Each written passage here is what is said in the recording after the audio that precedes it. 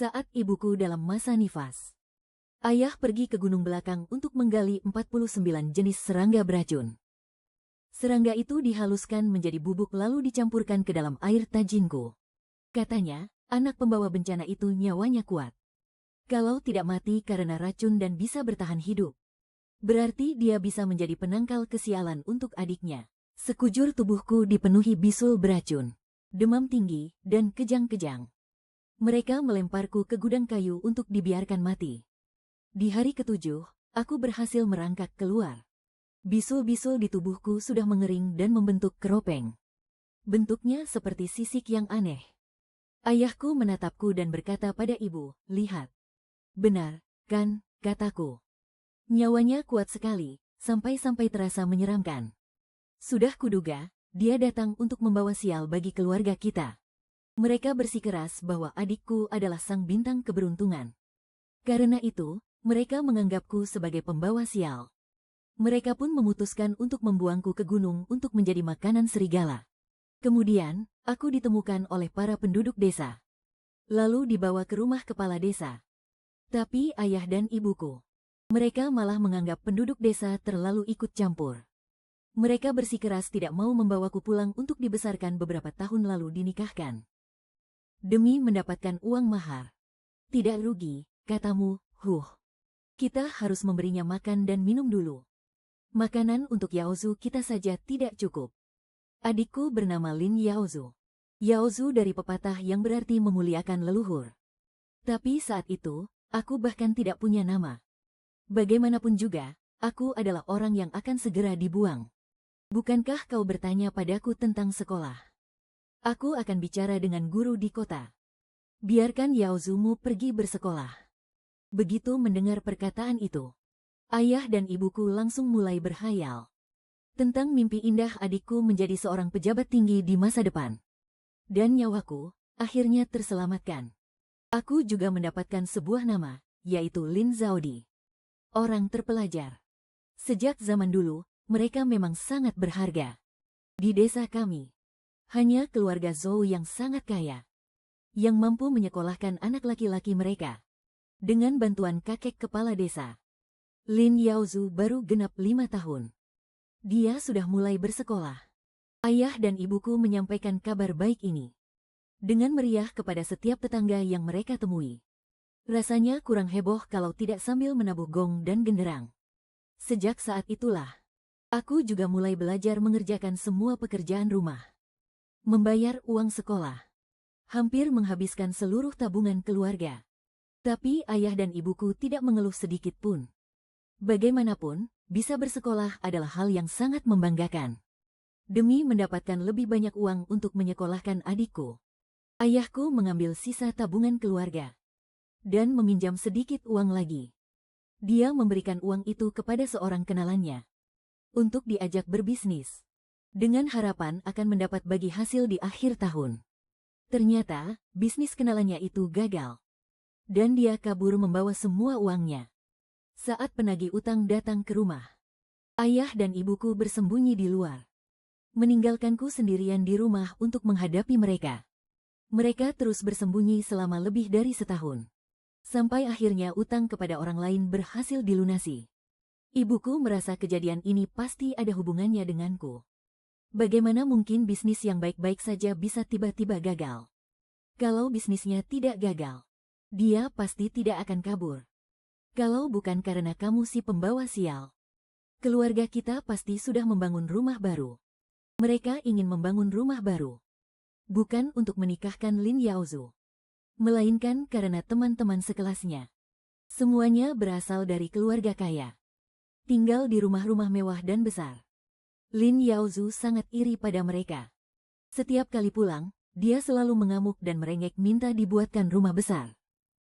Demi membangunkan rumah besar untuk Lin Yaozu, ayahku menyerahkan semua urusan sawah kepada ibuku. Sementara dia sendiri pergi ke kota untuk menjadi kuli.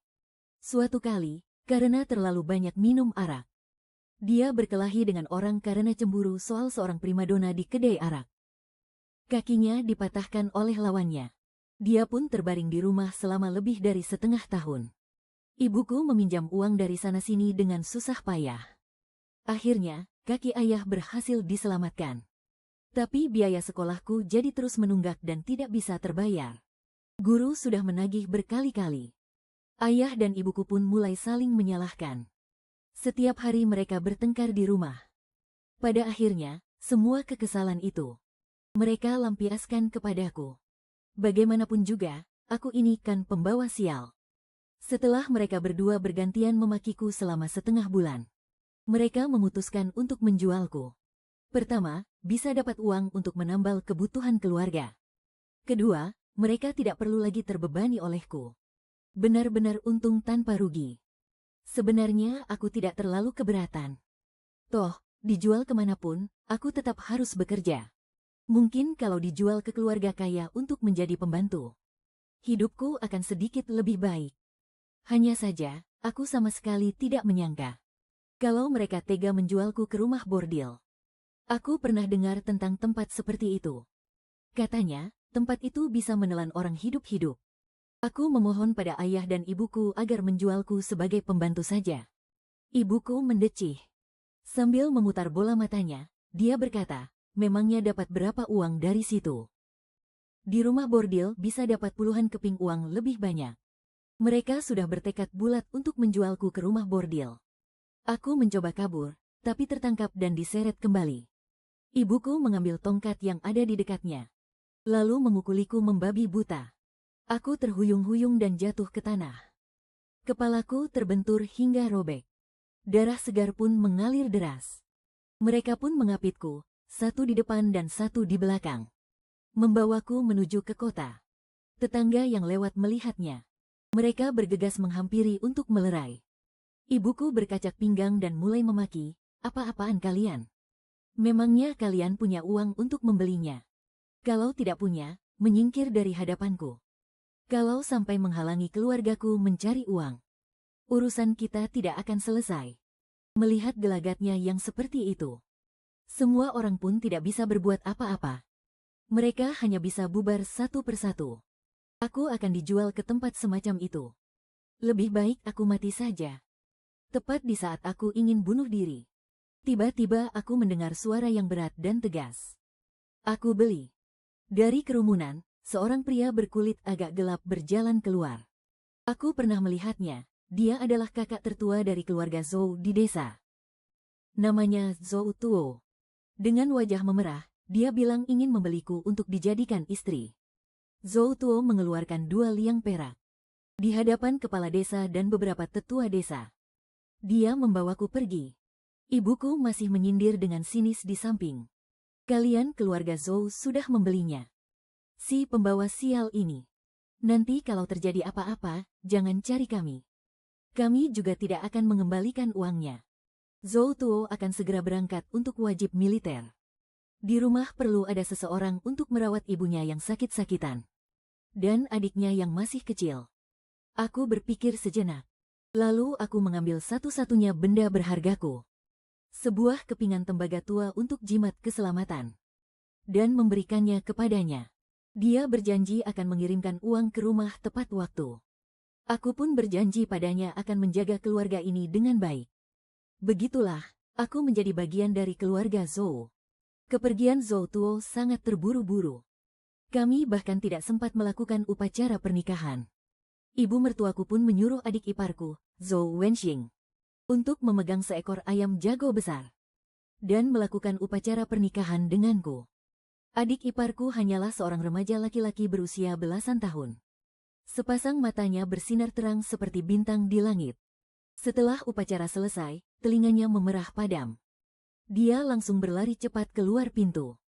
Aku dan ibu mertua tidak bisa menahan tawa. Aku ini orang yang tidak bisa diam. Setelah beristirahat sebentar, aku mulai mencuci baju dan menyapu, mencabuti rumput liar dan menyiram tanaman. Tak lama kemudian, seluruh rumah, luar dan dalam, sudah kubersihkan semua. Ibu mertua buru-buru menyuruhku istirahat untuk memulihkan lukaku. Dia sangat khawatir aku akan kelelahan. Dia bahkan meminjam obat dari tetangga untuk mengompres luka di kepalaku. Mungkin karena kemarin aku terlalu lelah. Keesokan harinya, aku bangun agak siang. Ibu mertua tidak ada di rumah. Hanya ada Zhou Wenxing yang sedang membaca buku di salah satu sudut halaman. Dia menunjuk ke arah bubur di atas meja, memberiku isyarat untuk memakannya. Aku baru saja memakannya setengah saat aku melihat bibi tetangga menggendong ibu mertua dan bergegas masuk dari luar. Kedua mata ibu mertua terpejam erat. Rambutnya acak-acakan, dan di tubuhnya ada beberapa luka goresan. Bibi tetangga berkata, ibu mertua pergi ke gunung pagi-pagi sekali untuk mencari sayuran liar. Namun, beliau tidak sengaja salah menginjak, lalu terjatuh dari lereng. Kondisi tubuh ibu mertua memang sudah lemah. Kejadian ini membuat kondisinya semakin parah. Aku ingin memanggil seorang tabib.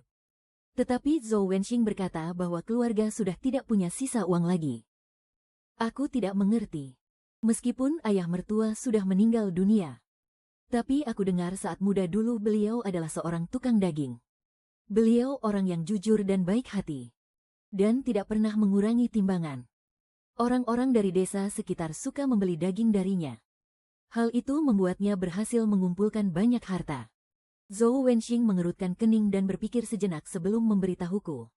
Ternyata, setelah ayah mertua mendapatkan uang, beliau membeli tanah dan juga membangun rumah. Kemudian, beliau jatuh sakit parah dan menghabiskan banyak uang. Karena masalah ini, ibu mertua jatuh sakit karena terlalu khawatir. Kondisi tubuhnya semakin hari semakin lemah, sehingga perlu minum obat sepanjang tahun. Sedangkan pendidikannya juga membutuhkan biaya. Keluarga kami hanya bergantung pada kakak tertua, Zhou Tuo, yang melakukan pekerjaan fisik untuk menyambung hidup. Meskipun tidak sampai kelaparan, tapi hidup kami juga tidak mudah. Uang 2 liang perak yang dipakai untuk membeliku adalah sisa uang terakhir keluarga Zhou. Saat itulah aku baru mengerti. Pantas saja hari ini bukan hari libur. Tetapi Zhou Wenxing tidak pergi ke sekolah. Pasti karena kekurangan uang untuk membayar biaya sekolah. Dan ibu, dengan tubuhnya yang sakit dan lemah, pergi ke gunung untuk menggali sayuran liar. Juga karena ingin menambah sedikit makanan untuk keluarga. Kalau bukan untuk membeliku, keluarga Zhou tidak akan jatuh ke dalam keadaan seperti ini. Dulu aku pernah dengar, pemuda dari keluarga Zhou ini sangat cerdas dan tajam. Guru di akademi tidak henti-hentinya memujinya. Dan lagi, tahun lalu dia sudah lulus ujian daerah. Hal seperti ini biasanya hanya bisa dicapai oleh anak-anak pejabat yang sudah belajar sejak dini. Berhasil melakukannya. Semua orang bilang, dia pasti akan menjadi orang sukses di masa depan. Aku tidak boleh membiarkannya berhenti sekolah karenaku. Setelah berpikir berulang kali, aku pun berlari kembali ke rumah orang tuaku. Aku ingin meminjam 1 tael perak dari ayah dan ibuku. Dan berencana, setelah mendapatkan uang, akan mengembalikannya beserta bunganya. Sudah kubilang, kan, kau itu bintang pembawa sial. Baru sehari menikah sudah membuat ibu mertuamu jatuh. Siapapun yang bertemu denganmu benar-benar sial 8 turunan. Sambil berkata begitu, dia mengambil sebatang tongkat di sampingnya dan memukulkannya ke arahku. Entah kenapa, aku yang sudah terbiasa dipukuli sejak kecil, kali ini justru berhasil menghindar. Setelah aku menghindar, ibuku semakin menjadi-jadi. Sudah menikah, sayapmu jadi kuat, ya. Berani-beraninya kau menghindar. Dasar kau anak kurang ajar yang tak punya hati. Bahkan uang sekolah adikmu berani kau incar. Aku menatapnya tajam. Apa yang kau lihat-lihat? Aku yang memberimu makan, memberimu minum, dan membesarkanmu. Beraninya kau menatapku seperti itu. Lihat saja, akan kucungkil bola matamu. Dia berlari ke arahku seperti orang gila. Aku hanya sedikit mencondongkan tubuhku. Dan dia pun terjatuh dengan sendirinya. Dia langsung duduk begitu saja di lantai. Dan mulai meraung-raung menangis. Tepat pada saat itu, tiba-tiba terdengar suara guntur yang dahsyat dari kejauhan. Kemudian, sebuah petir menyambar lurus tidak jauh dari sana. Dia langsung kaget bukan main. Langit perlahan-lahan menjadi semakin gelap. Perlahan, hujan pun mulai turun. Aku tahu bahwa aku tidak akan berhasil meminjam uang. Aku pun berbalik dan berjalan pulang. Saat melewati sebuah jembatan kecil, Aku mendengar ada orang yang meminta tolong dari bawah jembatan. Ternyata, itu adalah seorang kakek tua. Dia terjatuh ke dalam air. Aku segera berlari untuk menariknya ke atas. Tetapi, air sungai tiba-tiba meluap seketika. Rasanya kami berdua bisa hanyut terbawa arus kapan saja. Aku sudah tidak bisa berpikir panjang lagi. Dengan susah payah. Akhirnya aku berhasil menariknya keluar dari air. Kakek itu sudah pingsan. Aku tidak punya pilihan lain. Jadi aku menggendongnya pulang ke rumah. Saat Zhou Wenxing melihat keadaanku yang kacau balau, dia benar-benar tertegun. Aku merasa sangat tidak enak hati. Gagal meminjam uang untuk mengobati ibu mertua saja sudah cukup. Aku malah membawa pulang beban baru. Saat aku sedang berpikir bagaimana cara menjelaskannya padanya, Zhou Wenxing justru datang membawa 2 mangkuk wedang jahe. Cepat, berikan ini pada kakek itu untuk menghangatkan badannya. Yang semangkuk ini untukmu. Tapi, mana sempat aku memikirkan wedang jahe. Aku langsung bergegas kembali ke kamar.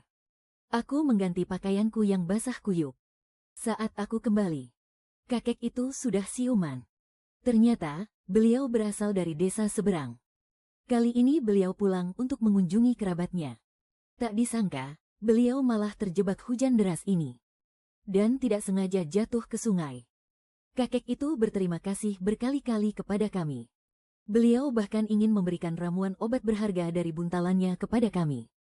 Saat itulah kami baru tahu bahwa beliau ternyata adalah seorang tabib terkenal dari kota. Aku harus akui, keberuntungan ibu mertua benar-benar bagus.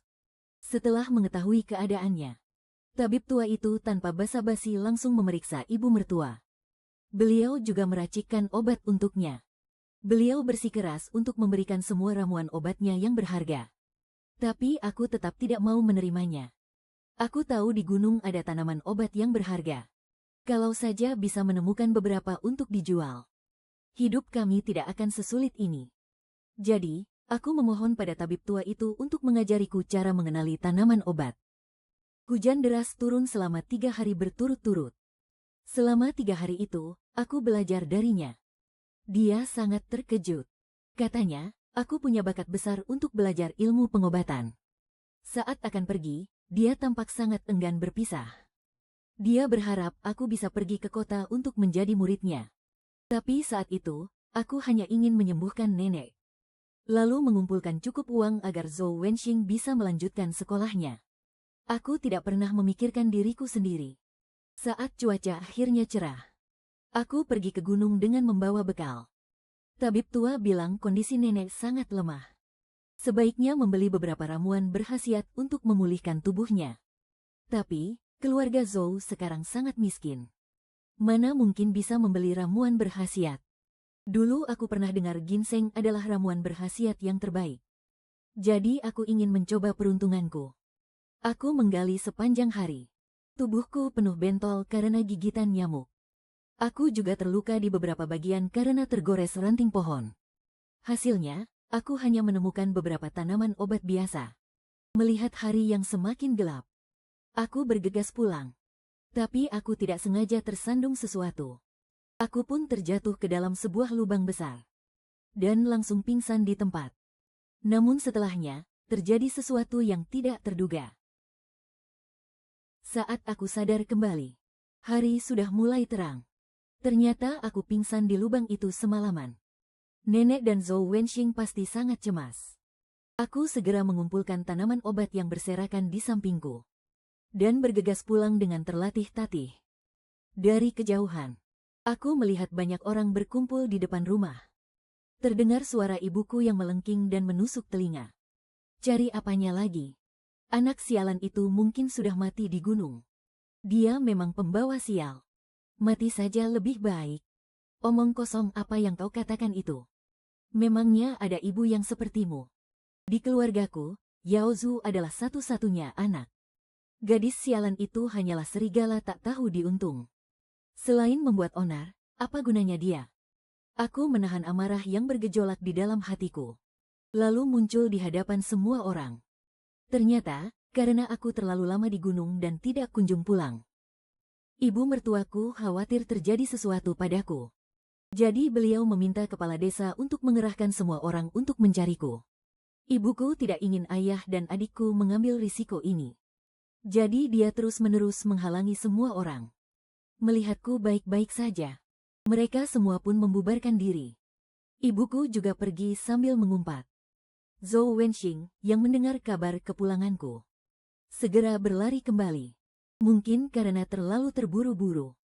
Dahinya dipenuhi butiran-butiran keringat. Lingkaran matanya juga sedikit memerah. Sepertinya dia tidak tidur semalaman demi mencariku. Saat aku mengangkat kepala untuk menatapnya, mataku bertemu dengan matanya yang dalam dan teduh. Sinar matahari yang baru terbit masih sangat redup, menyinari tubuh kurus pemuda itu dengan samar-samar, membuatnya sulit terlihat dengan jelas. Aku menenangkan ibu mertua dan Zhou Wenxing dengan beberapa patah kata, lalu segera mengeluarkan tanaman obat yang kugali untuk pamer. Tak disangka, ternyata ada sebatang ginseng yang jatuh dari tumpukan tanaman obat itu. Ibu mertua sangat gembira. Beliau bertanya di mana aku menemukannya. Aku juga tidak tahu. Aku kan hanya menggali beberapa tanaman obat biasa. Ginseng ini, jangan-jangan, saat aku memanjat keluar dari lubang itu, tidak sengaja terbawa olehku. Ibu mertua dengan gembira memelukku erat. Tuh kan, apa aku bilang? Zhao Ding kita ini adalah bintang keberuntungan, kata ibu mertua. Ginseng ini usianya mungkin lebih dari 20 tahun. Kualitasnya juga sangat bagus. Harganya setidaknya bisa mencapai 30-40 tael perak. Kalau memang benar begitu. Dengan begitu, suplemen dan biaya sekolah Zhou Wenxing tidak akan jadi masalah lagi. Zhou Wenxing membawa ginseng untuk dijual ke toko obat di kota. Pemilik toko obat itu mendengar kalau aku belajar dari seorang tabib tua. Karena senang, dia memberi kami 50 tael perak. Aku senang sekali. Setelah membeli suplemen, aku segera membawa Zhou Wenxing ke sekolah untuk membayar biaya sekolahnya. Tapi begitu masuk gerbang, aku melihat Lin Yaozu berdiri di pintu masuk utama. Di lehernya tergantung sebuah papan bertuliskan sesuatu. Sementara itu, ayahku terus-menerus memohon kepada seorang guru yang memegang tongkat pengajar. Zhou Wenxing berbisik di telingaku untuk menjelaskan. Ini adalah hukuman gantung papan. Hanya murid yang melakukan kesalahan besar yang akan dihukum seperti ini. Apa dia akan dikeluarkan dari sekolah? Kalau bisa membayar denda yang besar, dia masih bisa melanjutkan sekolahnya. Tanpa sadar, aku memegang erat perak di sakuku. Berpikir untuk cepat-cepat membayar biaya sekolah lalu pergi. Tapi aku tidak menyangka. Mata tajam Lin Yaozu langsung melihatku. Tanpa sadar aku memegang erat perak di sakuku. Berpikir untuk cepat-cepat membayar biaya sekolah lalu pergi.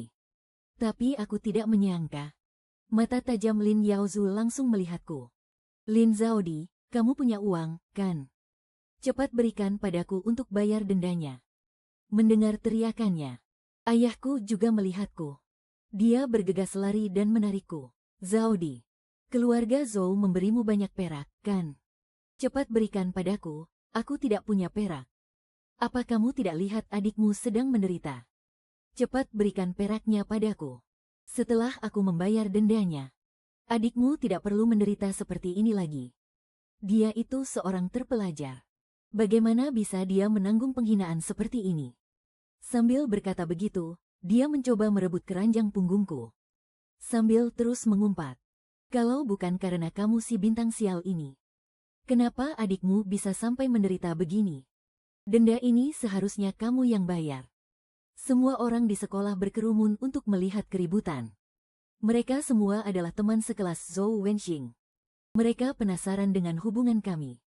Dan juga menunjuk-nunjukku sambil berbisik. Wajahku langsung memerah padam. Namun, Zhou Wenxing tiba-tiba melangkah dan berdiri di hadapanku. Dia sekarang adalah bagian dari keluarga Zhou-ku. Dia tidak bisa seenaknya mengambil keputusan. Kalau Anda menginginkan uang, mengingat Anda adalah ayah kandungnya, tulis saja surat utang, itu sudah cukup. Tapi, bunganya tidak boleh kurang sepeser pun. Aku lekas mengangguk. Dasar kau anak tidak berbakti. Ayah kandungmu ini hanya meminta sedikit uang darimu. Tapi kau malah meminta surat utang dan bunga. Apa kau tidak punya hati nurani? Mentang-mentang sudah menikah, apa bapakmu ini sudah tidak bisa mengendalikanmu lagi? Sambil berkata begitu, dia mengangkat tangannya hendak memukulku. Zhou Wenxing langsung mencengkeram pergelangan tangannya. Lalu memarahi ayahku dengan keras. Zhou Wenxing mencengkeram pergelangan tangannya dan menghardik ayahku tanpa ampun. Dulu Anda tega ingin menjual putri kandung Anda ke rumah bordil. Jadi sekarang tidak perlu lagi bersikap layaknya seorang ayah. Putri Anda penurut dan pekerja keras. Tapi Anda malah terus-menerus menyiksanya. Seolah-olah Anda ingin mengulitinya hidup-hidup. Putra Anda tidak mau belajar dan tidak punya keahlian. Hanya suka bersantai dan membenci pekerjaan. Tapi Anda malah memanjakannya tanpa batas. Apa yang kau tanam, itulah yang akan kau tuai. Ini adalah balasan yang pantas Anda terima. Begitu semua orang mendengarnya. Mereka semua memandang ayah dan anak itu dengan lebih hina. Satu persatu dari mereka mulai angkat bicara.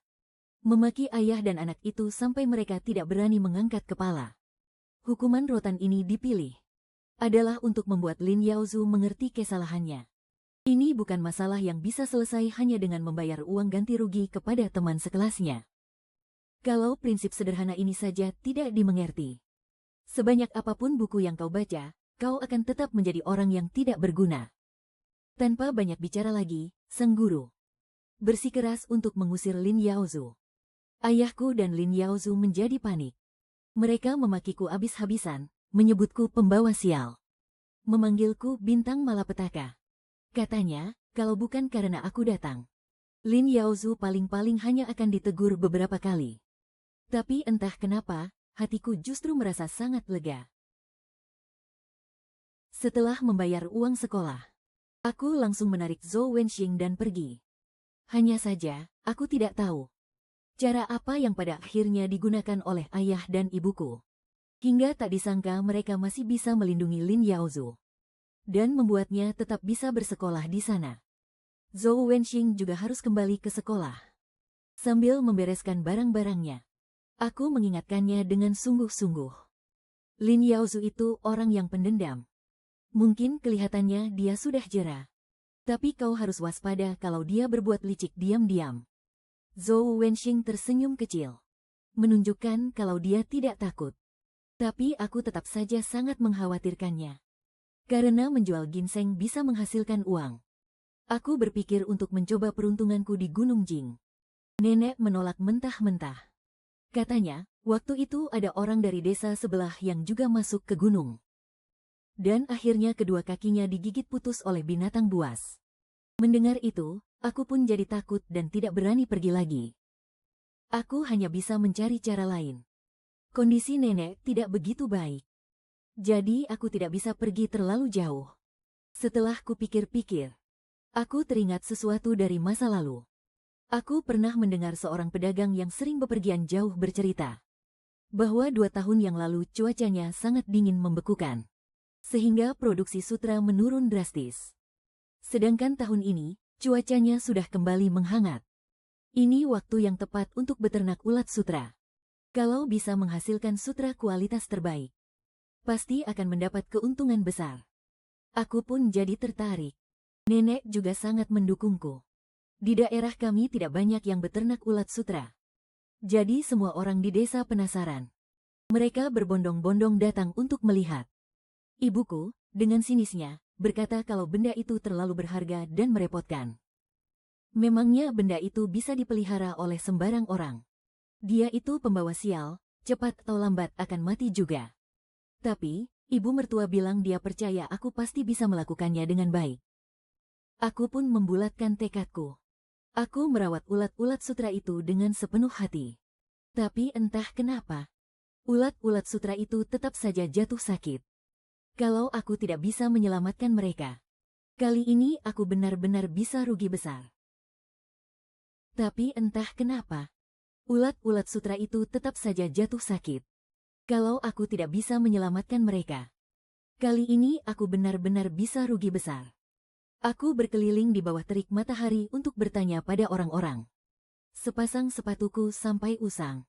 Tapi, aku tetap tidak menemukan solusinya. Ibuku malah memimpin warga desa menyebarkan gosip. Dia berkata dengan sombongnya, "Sudah kuduga usahanya tidak akan berhasil." Dia bahkan menyebarkan rumor tentang ulat sutraku. Katanya ulat-ulat itu terkena penyakit menular. Dia menghasut warga desa untuk membakar semuanya, agar tidak menimbulkan masalah di kemudian hari. Saat semua orang sedang ricuh, Zhou Wenxing kembali. Dia bilang penyakit ulat sutra itu tidak menular. Dia juga bilang sudah lama menemukan caranya dari buku-buku kuno. Cara untuk menyelamatkan ulat-ulat sutra ini. Dia adalah seorang terpelajar. Perkataannya bisa dipercaya. Semua warga desa pun percaya padanya. Tak lama kemudian, caranya itu benar-benar berhasil. Kalau kau sudah tahu caranya, kenapa tidak kau katakan dari awal? Lihat betapa cemasnya Zhao Di. Wajah Zhou Wenxing seketika memerah. Aku memasak banyak hidangan lezat untuknya. Ternyata, dia juga mendengar tentang aku yang memelihara ulat sutra. Karena itulah dia mulai meneliti cara beternak ulat sutra. Ibu mertua tampak sedikit khawatir. Zhou Wenxing berulang kali meyakinkan bahwa hal itu sama sekali tidak akan mengganggu studinya. Setelah makan, dia pun bergegas kembali ke akademi. Berkat bimbingan Zhou Wenxing, ternak ulat sutraku jadi makin baik. Akhirnya, aku bisa menghasilkan sutra kualitas terbaik dan terjual dengan harga yang sangat tinggi. Keadaan ekonomi keluarga kami pun langsung membaik. Semua orang di desa sangat iri dan berbondong-bondong ingin belajar dariku. Aku menuruti perintah ibu mertua. Aku tidak menyembunyikan apapun. Aku mengajarkan semua metodenya kepada para ibu dan saudari di desa. Ibuku juga ingin mempelajarinya, tapi beliau gengsi. Apa yang mau dibanggakan? Hanya karena dapat uang recehan begini. Masa depan anak kedua keluarga Zhou jadi taruhannya. Kalau kakek tua itu tahu, pasti akan marah sampai bangkit dari kuburnya. Semua orang tampak penasaran. Tapi ibuku malah bersikap misterius dan tidak mau melanjutkan ceritanya. Zhou Wenxing mengirim pesan ke rumah. Katanya ujian Yuanxi akan segera tiba.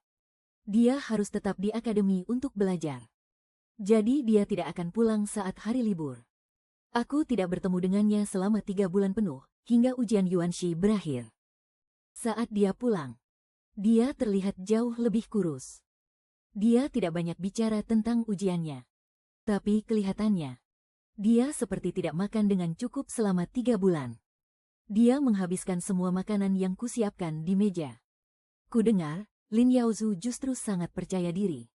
Dia bilang ke semua orang kalau hasil ujiannya bagus.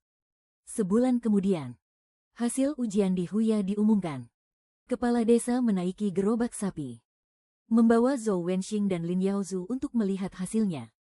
Para warga desa berkumpul di ujung desa untuk bergosip. Semua orang menebak-nebak siapa yang akan lulus ujian Xiu Cai. Para warga desa berkumpul di ujung desa untuk bergosip. Semua orang menebak-nebak siapa yang akan lulus ujian Xiu Cai. Ibuku berkata dengan sombong, memangnya siapa lagi? Tentu saja Yaozuku. Kalian tidak tahu, kan? Anak kedua keluarga Zhou itu dimarahi oleh gurunya sebelum ujian Yuanxi. Bahkan sampai dihukum. Katanya dia itu sok pintar.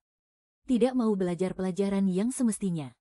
Malah membaca buku-buku aneh soal pertanian. Benar-benar konyol. Gurunya saja bilang kalau dia tidak akan mungkin lulus ujian sarjana. Lain lagi dengan Yaozuku, tulisannya sangat bagus. Terus-terusan dipuji oleh gurunya. Tahun ini dia pasti lulus. Saat matahari terbenam, orang yang pergi melihat papan pengumuman akhirnya kembali. Semua orang langsung mengerumuninya. Telapak tanganku basah oleh keringat. Kakiku terasa sangat berat. Aku sama sekali tidak bisa melangkah. Zhou Wenxing dikerumuni orang-orang. Dia tersenyum lebar ke arahku. Aku lulus. Ini berkatmu. Ujian esai kali ini materinya tentang pertanian. Aku mendapat peringkat pertama. Guruku bahkan merekomendasikanku untuk belajar di Akademi Baihe. Semua orang langsung heboh. Bibi tetangga sebelah Sudah lama tidak tahan dengan kelakuan ibuku. Langsung menyindir dengan sinis. Siapa bilang baca buku iseng tidak akan lulus? Lihat saja, dia baca buku iseng malah bisa jadi juara pertama. Akademi Baihei. Itu akademi terbaik di ibu kota provinsi kita. Ada orang yang mau masuk saja tidak bisa. Wajah ibuku langsung pucat pasi. Lin Yaozu bahkan melompat turun dari gerobak sapi. Dan langsung menghampiri Zhou Wenxing. Jangan senang dulu kau. Jangan pikir aku tidak tahu. Awas kau, tunggu saja pembalasanku. Setelah berkata begitu, dia menarik ibuku dan lari. Jangan senang dulu kau. Jangan pikir aku tidak tahu. Awas kau, tunggu saja pembalasanku. Setelah berkata begitu, dia menarik ibuku dan lari. Kemudian, setelah Zhou Wenxing menjelaskan, semua orang baru tahu kalau Lin Yaozu bukan hanya tidak lulus, tapi juga tertangkap basah saat menyontek. Nilai ujiannya kali ini dibatalkan semua. Malam itu, aku baru saja terbangun. Tiba-tiba aku mendengar suara pintu digedor dengan keras. Aku mengenakan pakaianku dan bergegas keluar. Dan kulihat Zhou Wenxing dan Lin Yaozu sedang berkelahi hebat. Aku segera menghampiri untuk melerai mereka. Lin Yaozu melihatku datang. Langsung menerkam ke arahku. Tapi Zhou Wenxing menendangnya hingga terpental beberapa meter. Zhou Wenxing melindungiku di belakangnya. Saat itulah aku baru sadar. Entah sejak kapan, Zhou Wenxing sudah tumbuh setinggi ini. Di bawah sinar bulan, aku melihat wajah Lin Yaozu babak belur. Jelas sekali dia dihajar habis-habisan oleh Zhou Wenxing. Wajar saja, Zhou Wenxing sering membantuku bekerja di sela-sela waktu belajarnya. Orang yang malas seperti Lin Yaozu tentu saja tidak bisa menandinginya. Tiba-tiba hatiku merasa sangat lega. Tidak lama kemudian, Ibu Lin Yaozu dan ibuku datang karena mendengar keributan. Ibu dan anak itu bersahut-sahutan. Berteriak menuduh Zhou Wenxing telah memfitnah Lin Yaozu, yang menyebabkan nilai ujiannya dibatalkan. Kenapa kamu boleh melaporkanku membaca buku lain? Tapi orang lain tidak boleh melaporkanmu berbuat curang. Ternyata, insiden sebelumnya memang ulah licik Lin Yaozu. Lin Yaozu menjadi marah karena malu. Dia melompat-lompat sambil berteriak, aku tahu itu pasti kamu. Apa kamu punya bukti? Kalau berani, tanyakan saja pada guru. Siapa sebenarnya yang melaporkanmu? Lin Yaozu langsung terdiam. Tapi ibuku tidak mau berhenti. Dia terus saja memaki. Lalu menunjuk hidungku dan memakiku sebagai pembawa sial. Zhou Wenxing tiba-tiba meledak. Tapi ibuku tidak mau berhenti. Dia terus saja memaki. Lalu menunjuk hidungku dan memakiku sebagai pembawa sial. Zhou Wenxing tiba-tiba meledak. Dia sudah menjadi bagian dari keluarga Zhouku. Kamu tidak punya hak untuk memakinya. Lalu dia berbalik. Dengan sangat serius berkata padaku, hari ini, aku yang memutuskan. Kau putuskan hubungan dengan keluarga Lin. Mulai sekarang dan seterusnya, tidak ada urusan apa-apa lagi. Bagaimana menurutmu? Aku hanya merasa dunia seakan berputar. Apa aku benar-benar bisa melepaskan diri dari keluarga Lin? Dari keluarga yang kejam ini. Tapi Zhou Wenxing tidak memberiku kesempatan untuk berpikir. Dia serius, tidak bicara berarti setuju. Kalian semua sudah dengar.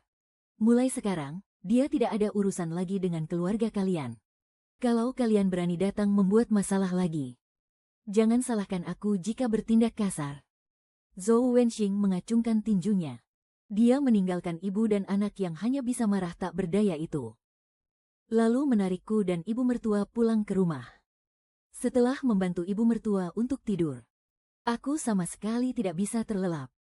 Setelah berpikir panjang, aku mengambil pakaian yang baru saja kujahit siang tadi dan mengantarkannya untuk Zhou Wenxing.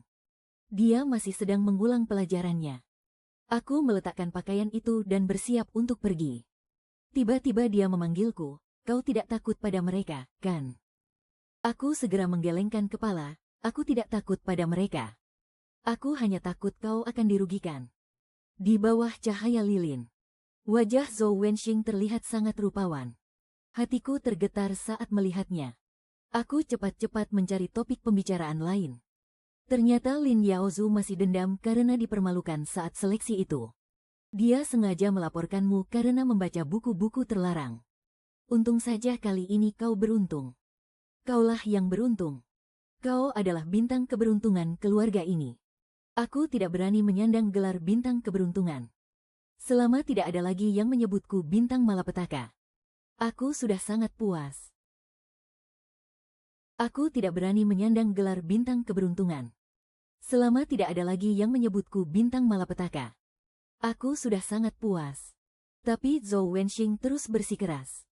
Dia mulai menyebutkan satu persatu semua hal baik yang terjadi di rumah ini setelah kedatanganku. Misalnya, saat ibu mertuaku sakit, aku justru berhasil membawa pulang seorang tabib. Saat pergi ke gunung untuk memetik tanaman obat, aku malah tidak sengaja menemukan ginseng. Atau contoh lain, saat aku beternak ulat sutra dan mempelajari seluk-beluknya.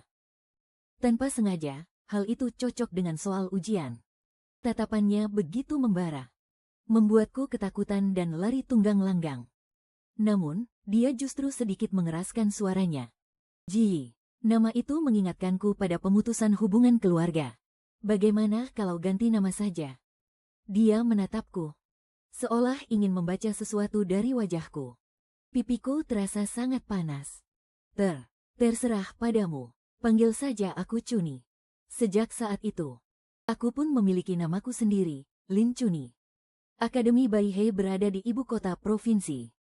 Meskipun jaraknya tidak terlalu jauh, tetapi peraturan akademi sangat ketat. Dia hanya bisa pulang sebulan sekali. Zhou Wenxing jadi lebih jarang pulang. Tetapi aku tidak boleh bermalas-malasan. Aku bekerja keras beternak ulat sutra untuk membiayai sekolahnya. Kelak, dia pasti akan pergi ke ibu kota untuk mengikuti ujian negara. Di masa depan, semua hal akan membutuhkan uang. Kabar tentang pemutusan hubungan keluargaku menyebar di desa. Ibuku, yang juga merupakan ibu dari Lin Yaozu, tidak bisa menahan amarahnya. Dia menyebarkan gosip kemana-mana, mengatakan bahwa keluarga Zhou suatu saat nanti akan celaka karena pembawa sial sepertiku. Ibuku, yang juga merupakan ibu dari Lin Yaozu, tidak bisa menahan amarahnya. Dia menyebarkan gosip kemana-mana, mengatakan bahwa keluarga Zhou suatu saat nanti akan celaka karena pembawa sial sepertiku. Tetapi, para penduduk desa tidak mempercayainya. Mereka masih mengandalkan cara beternak ulat sutra yang kuajarkan untuk mencari uang. Tahun berikutnya, Lin Yaozu kembali gagal dalam ujian Xiu Cai. Setelah gagal lagi, orang tuanya sangat menjaga gengsi. Takut menjadi bahan omongan orang-orang desa. Mereka pun mengurung diri di rumah. Sementara itu, ulat sutra yang kuternak justru menghasilkan sutra kualitas terbaik yang laku dijual di kota. Setelah dikurangi modal, aku mendapat untung bersih hampir 100 tael perak.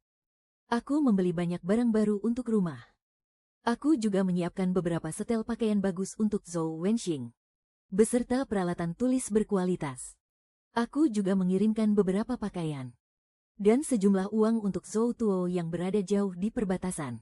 Meskipun musim panas baru saja berlalu, tapi di perbatasan sudah mulai dingin lebih awal. Aku khawatir kehidupannya di barak militer akan sulit.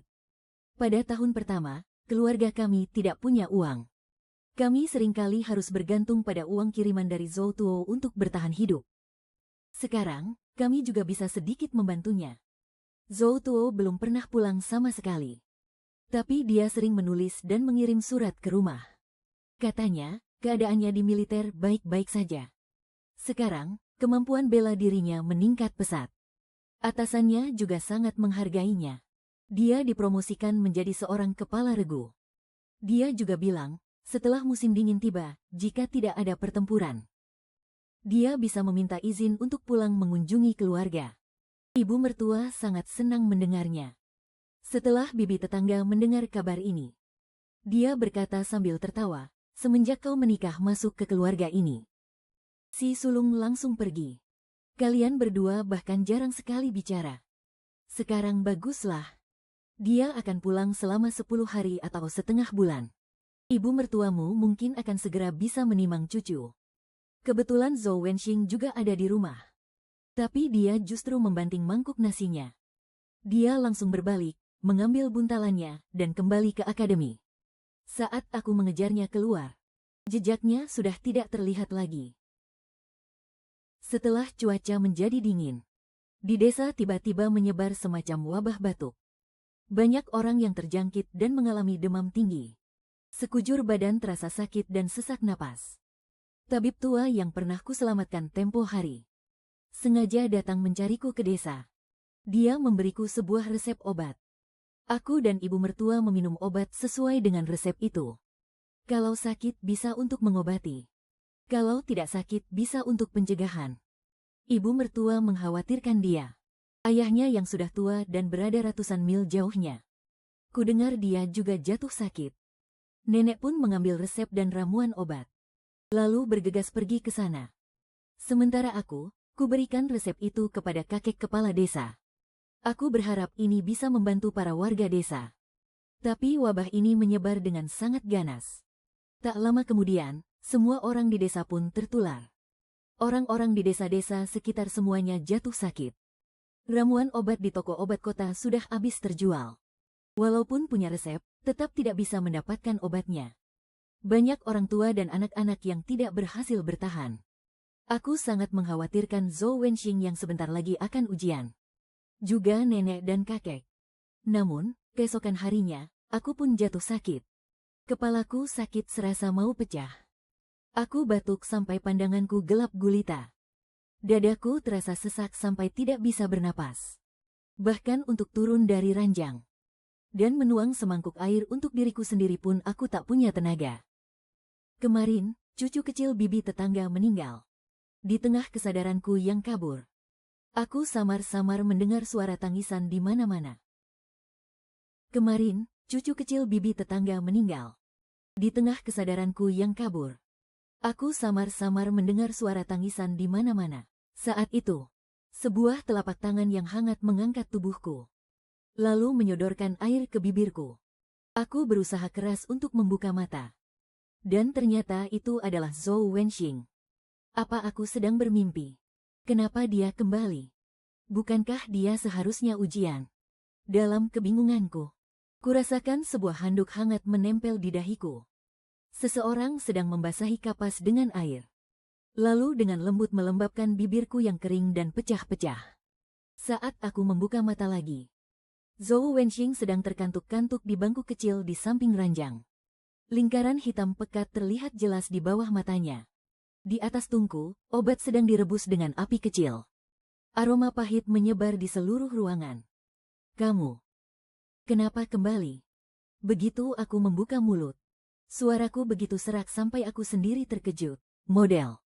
Dia langsung tersentak bangun. Awalnya, ada binar kebahagiaan di matanya.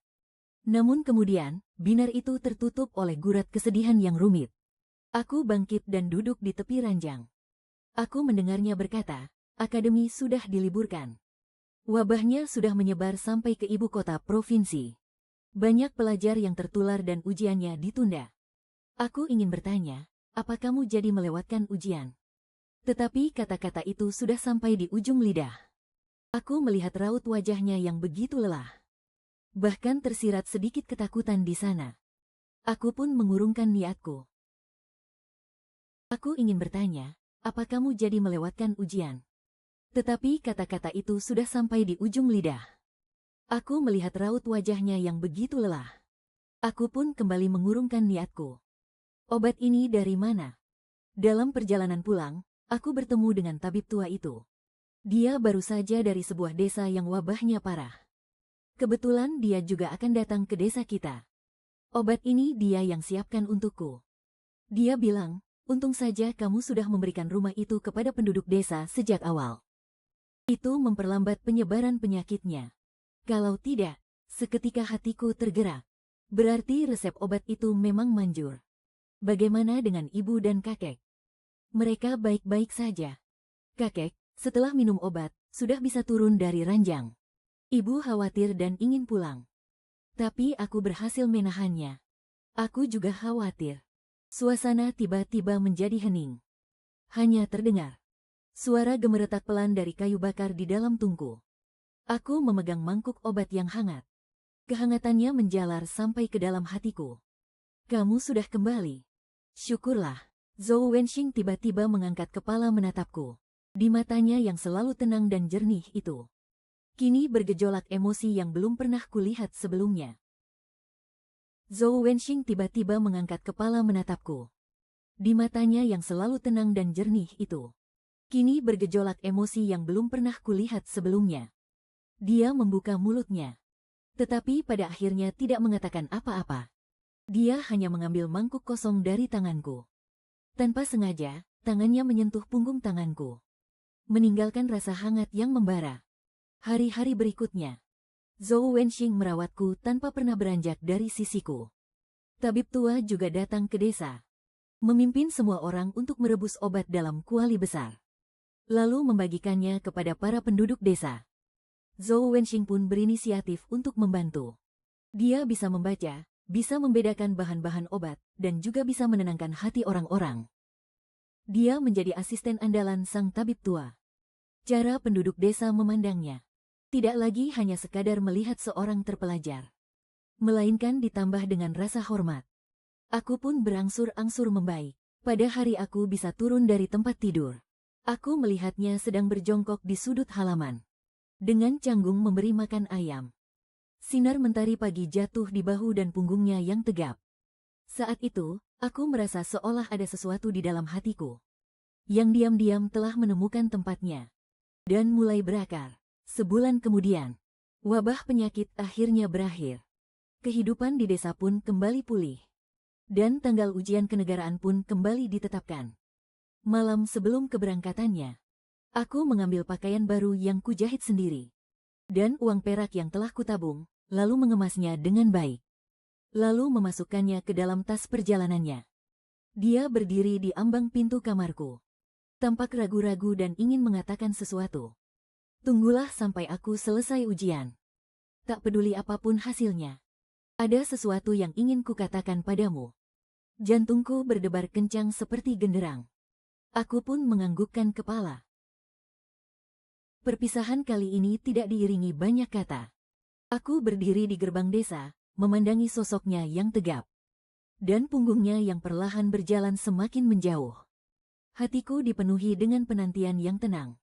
2 bulan kemudian, kabar baik datang bahwa Zhou Wenxing lulus ujian tingkat provinsi, dan bahkan menjadi peraih peringkat kedua. Peringkatnya sangat tinggi. Kabar gembira ini menggemparkan seluruh kampung. Namun, yang tiba di rumah lebih dulu daripada kabar gembira itu, ternyata Zhou Wenxing sendiri. Di belakangnya, ada seorang pria bermargasi. Ternyata Zhou Tuo telah berjasa di perbatasan. Dia sudah dipromosikan menjadi kapten. Dia menitipkan uang hadiah pada teman sekampung yang pulang, dan juga sebuah surat tanah. Dia berada di ibu kota provinsi tempat kampung halaman kita. Dia membelikan sebuah rumah kecil untuk keluarga. Kakak bilang perbatasan untuk sementara ini aman. Pada akhir tahun nanti, dia bisa mengambil cuti dan pulang. Dia menatapku. Matanya bersinar sangat terang. Dia juga berkata, keluarga ini bisa seperti sekarang berkat Cuni. Nenek menangis haru. Dia menarik tanganku dan tangan Zhou Wenxing, lalu menyatukannya. Bagus, bagus, bagus, penderitaan keluarga kita akhirnya berakhir. Sementara itu, kabar tentang keluarga Lin juga menyebar di desa. Lin Yaozu terus-menerus ditimpa kemalangan. Kakak perempuanku, Xinqi, ternyata kecanduan judi. Dia menjual lebih dari separuh sawah keluarga. Ayahku yang dulu, karena sangat marah, jatuh sakit dan tidak bisa bangun lagi. Ibuku yang dulu kini menangis dan mengeluh pada setiap orang yang ditemuinya. Namun, tidak ada lagi yang bersimpati padanya. Semua orang di desa berkata, mana ada yang namanya bintang pembawa sial atau bintang keberuntungan. Itu hanyalah, keluarga yang berbuat baik pasti akan mendapat berkah. Dan keluarga yang berbuat jahat pasti akan mendapat celaka. Di suatu malam pada akhir musim gugur, bulan bersinar terang di langit. Zhou Wen King memanggilku ke bawah pohon osmanthus di halaman. Aromanya sangat pekat dan wangi. Di tangannya, dia menggenggam benda tua yang dulu kuberikan pada kakak Zhou Tuo. Sebuah kepingan tembaga. Kepingan tembaga itu sudah menjadi halus dan berkilau karena sering digosok. Kakak menitipkannya pada seseorang untuk dibawa pulang. Dia bilang, keberuntungan ini seharusnya tetap ada di rumah. Telapak tangannya lebar dan hangat. Dengan kapalan tipis bekas memegang kuas selama bertahun-tahun.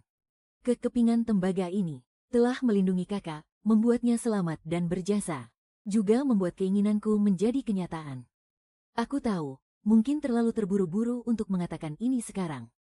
Tapi aku tidak ingin menunggu lebih lama lagi. Kabar baik kelulusanku dalam ujian, bersama dengan surat lamaran dari keluarga Qiu. Dari keluarga yang juga dikirim untuk bekerja di kediaman Zhou. Aku ingin memintanya menjadi mak comblang. Untuk meresmikan pernikahan kami. Seketika aku menggenggam telapak tanganku. Suhu kepingan tembaga dan kehangatan dalam kata-katanya nyaris membakarku. Kau bertanya padaku kapan aku bisa berhenti merasa takut. Dia maju selangkah. Sosoknya menaungiku dengan lembut. Sekarang, akan kuberitahu padamu. Mulai sekarang dan seterusnya. Kau bukan lagi Lin Zhaodi. Juga bukan pembawa sial bagi siapapun. Kau adalah Zhou Chuni. Istri yang akan kunikahi, aku, Zhou Wenxing, dengan upacara adat lengkap. Yang kupinang secara resmi dan terhormat. Kau adalah bintang keberuntungan yang akan kulindungi seumur hidupku. Angin malam berembus lembut. Bunga osmanthus berguguran laksana gerimis. Aku menatapnya. Di mataku, terpantul dengan jelas. Sosok diriku yang tak lagi merasa takut. Akhirnya, dengan perlahan dan mantap, aku mengangguk. Dari kejauhan, kembali terdengar suara kentongan penjaga malam. Mengalun panjang dan sayup-sayup. Seolah sedang mengetuk sebuah pintu. Pintu yang menuju lembaran hidup yang baru.